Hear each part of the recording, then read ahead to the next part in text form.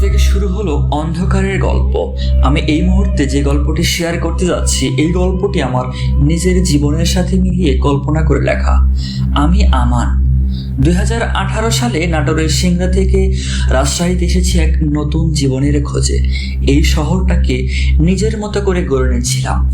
চোখে ছিল স্বপ্ন, মনে ছিল আশা, কিন্তু একটা রাত সবকিছু যেন বদলে দিল। যেই রাতের কথা ভাবলে এখনো আমার শরীর কাঁপে।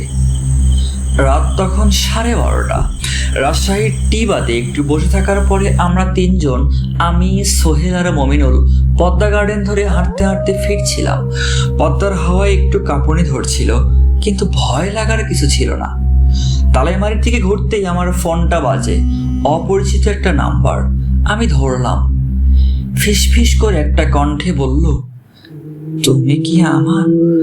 তোমরা যেখানে হাঁটতেছো ওখানে একটা ছায়া পেছনে হাঁটে সব সময়। তারপর হঠাৎ করে লাইনটা কেটে যায়।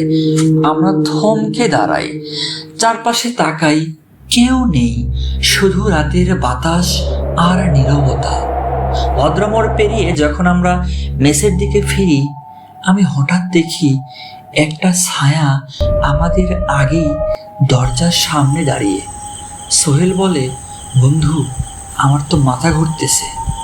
আমি কিছু বলি না, চুপচাপ ওদের দিকে তাকিয়ে থাকি, কারণ আমি বুঝতে পারছিলাম এটা কোনো মানুষ না।